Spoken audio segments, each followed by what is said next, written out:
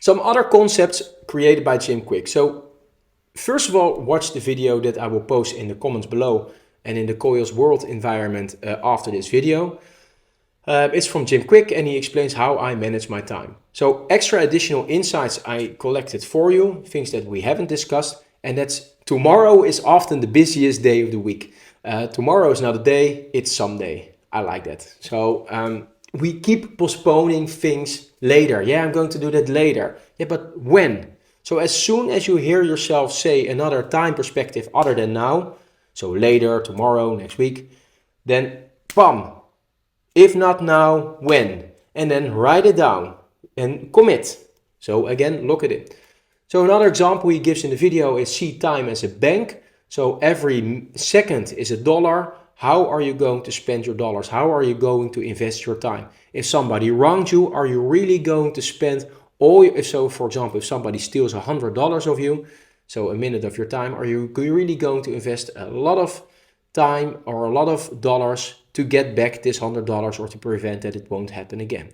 That's an estimation you need to make yourself. Is it a big leak, so to say, or can you just let these small leaks pass by and don't lose any more dollars, so to say, more seconds?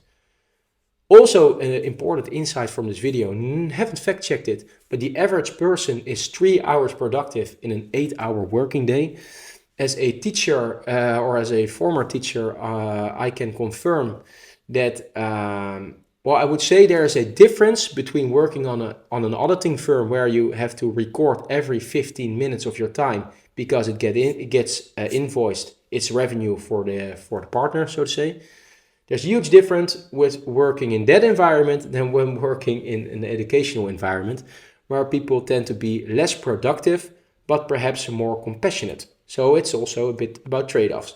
It isn't only about production. It's also about joy, pleasure, etc. Like Jim Kwik mentioned, this might be perhaps a bit personal, but I'm either creating or I'm communicating. This might be applying to you as well. So you are either creating something, so fully be focused on creating something.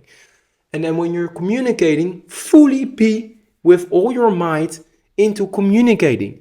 Don't do them both at the same time because you will be a lousy communicator as well as that whatever you are creating will not have your full heart. Half-hearted attempts lead to half-hearted results. So if you don't have the flexibility to do that, use this chunking time method from previous video example. You will never get it perfect, but limit switches. So don't switch too often between communicating, creating. So in other words, close down Slack, close down Discord, close down WhatsApp, Telegram, whatever, all these social medias, because every time you have to switch to a task, you are depleting your brain. So no multitasking. But I will get to that in the chapter about productivity. Trust me, multitasking and not to do will be like repeated 1,000 times or so. So yeah, a little bit about aligning your life and goals. We discussed this already. So combine, for example, nature walks with spending time with family and friends. So why not have nature walks with family and friends?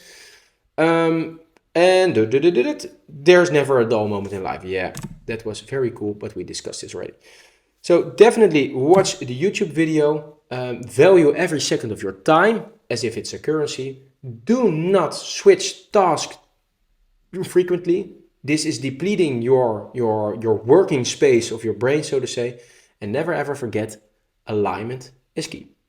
So yeah, that's pretty much a wrap about Jim Kwik's his video. Let's hop on to Robin Sharma's 5 a.m. Also a cool one.